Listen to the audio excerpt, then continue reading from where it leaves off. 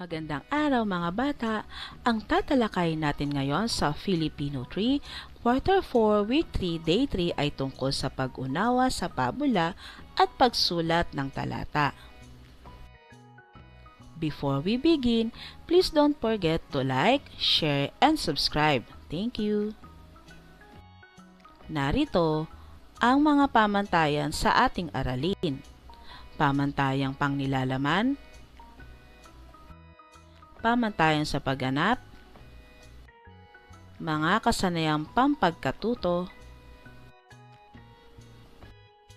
at mga layunin. Panimulang gawain. Masayang araw mga bata, masaya ako at muli na naman tayong nagkita. Balik-aral. Tukuyin ang mga pangatnig na ginamit sa mga sumusunod na tambalang salita.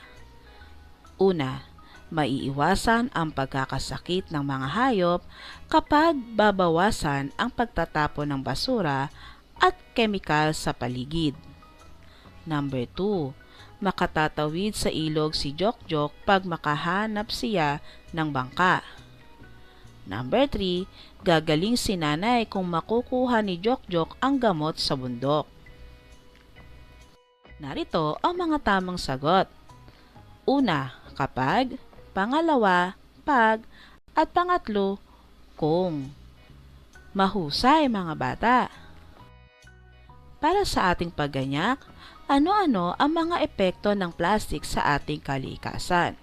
Batay sa ating larawan, narito ang mga epekto nito. Pagkasira ng dagat, kung saan naapektuhan ang mga lahat ng may buhay sa dagat. Polusyon sa lupa, pagkakaroon ng plastik na basura sa mga ilog, pagkawasak ng ating ecosystem.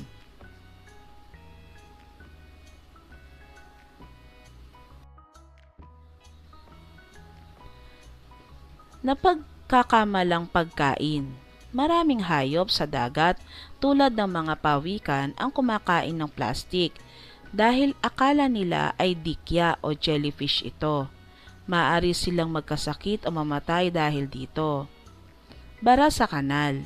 Ang mga plastik na itinatapon sa kung saan-saan ay bumabara sa mga kanal at estero. Ito ang pangunahing dahilan kung bakit mabilis tayong bahain kapag umuulan. Hindi nabubulok. Hindi katulad ng balat ng saging o papel, ang plastik ay inaabot ng daan-daang taon bago matunaw. Naiipon lang ito at nagpapadumi sa ating paligid. Lason sa lupa at tubig. Ang plastik ay may mga kemikal na sumasama sa lupa at tubig. Kapag nangyari ito, hindi na nagiging healthy ang tirahan ng mga halaman at hayop. Gawaing paglalahad ng layunin ng aralin. Pag-aaralan natin ngayon ang pabula, sanhi at bunga, maikling talata at pagbasa ng may tatas. Gawaing pag-unawa sa mga susing salita, parirala o mahalagang konsepto sa aralin.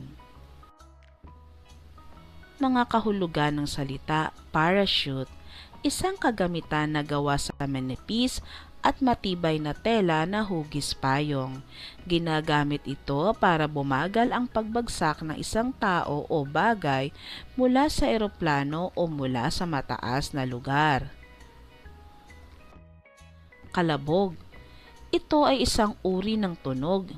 Ito ang malakas na tunog na naririnig kapag may isang mabigat na bagay na bumagsak sa sahig o lupa. Halimbawa, narinig ko ang malakas na kalabog ng nahulog na kahoy. Lawin, hawk. Isang uri ng malaking ibon na kumakain ng karne. Isa itong predator. Kilala ang lawin sa pagkakaroon ng malinaw na paningin, matutulis na kuko at mabilis na paglibad. para manghuli ng maliliit na hayop. Pagbasa sa mahalagang pag-unawa o susing idea.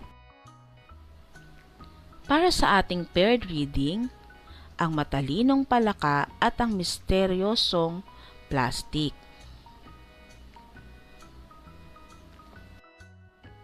Isang umaga, habang naglalaro ang palakang si Jok-Jok sa pangpang ng sapa, napansin niya ang mga makukulay ngunit maduduming bagay na nakasabit sa mga damo.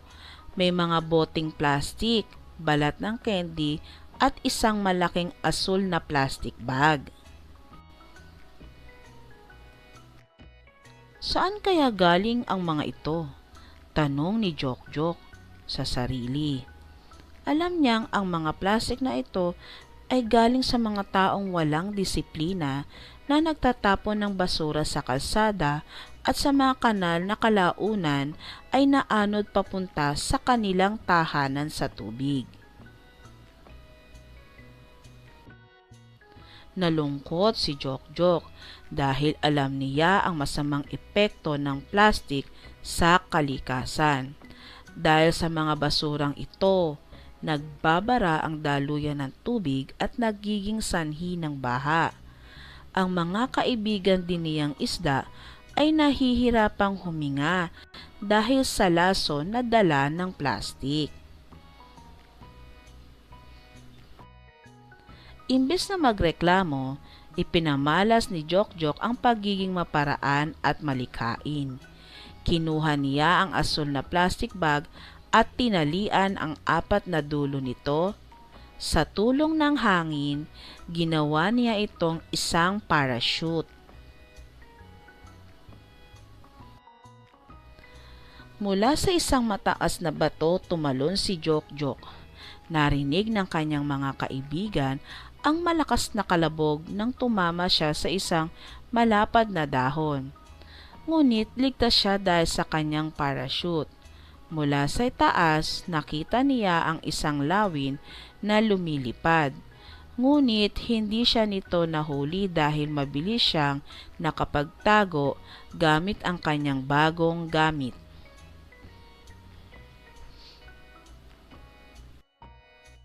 Pinatunayan ni Jok-Jok na sa tulong ng katalinuhan at pagmamalasakit sa kapaligiran, ang basura ay maaring maging kapakipakinabang at ang kalikasan ay maaring maisalba. Pagpapaunlad ng kaalaman at kasanayan sa mahalagang pag-unawa o susing idea. Saan kaya galing ang mga plastik na nakita ni Jok-Jok? Ang mga plastik na ito ay galing sa mga taong walang disiplina na nagtatapon ng basura sa mga kalsada at kanal. Ang mga basurang ito ay inaanod sa tubig ulan hanggang sa makarating sa sapa na tirahan ni na Jok-Jok. Ano-ano kaya ang epekto ng mga itinapong plastik sa kalikasan?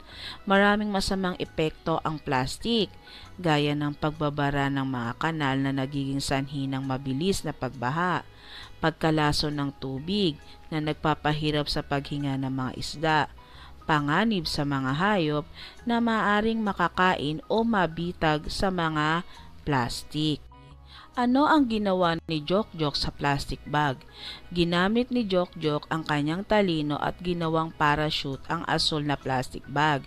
Ginamit niya ito upang ligtas na makatalon mula sa mataas na bato at upang makapagtago mula sa naghahanap na lawin. Ano-ano ang mga katangian ang ipinamalas ni Jok-Jok sa kwento? Ipinamalas ni Jok-Jok ang pagiging matalino at maparaan. Malikhain. Nakagawa siya ng parachute mula sa simpleng plastic bag. May pagmamalasakit sa kalikasan. Hindi lamang siya naglaro, kundi nag-isip din siya kung paano makatutulong at maiiwasan ang masamang epekto ng dumi sa kanilang paligid. pagpapalalim ng kaalaman at kasanayan sa mahalagang pag-unawa o susing idea. Ano ang katangian ni Jok-Jok na nais niyong tularan?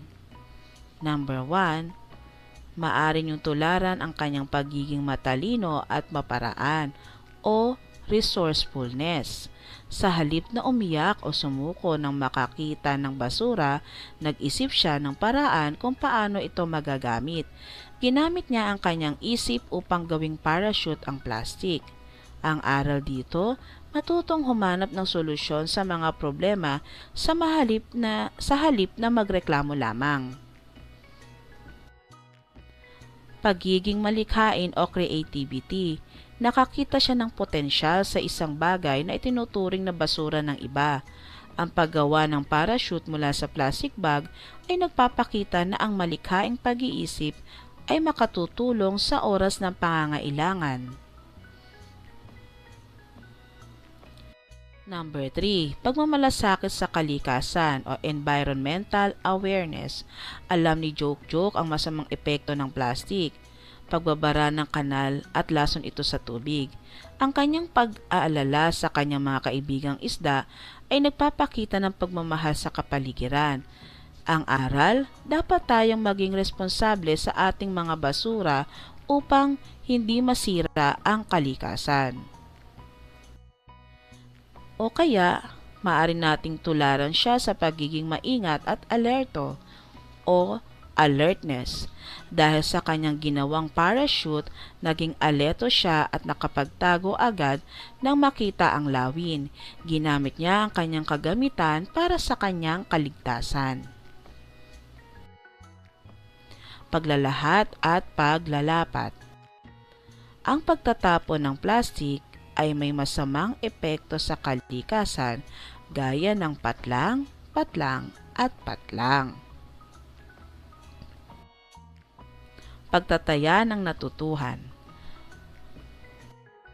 Sumulat ng talatang may 3 hanggang 5 pangungusap tungkol sa katangian ni Jok-Jok na nais niyong tularan.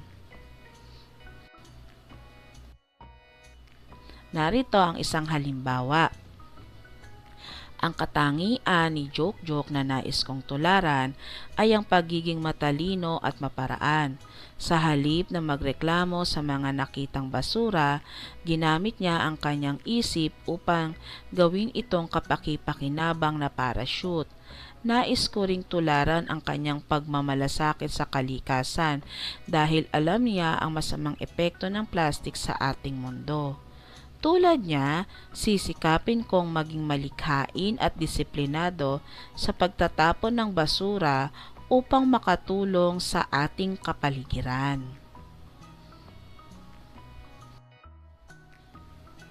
Mahusay mga bata, natapos ninyo ang ating aralin sa Pilipino. Hanggang sa muli!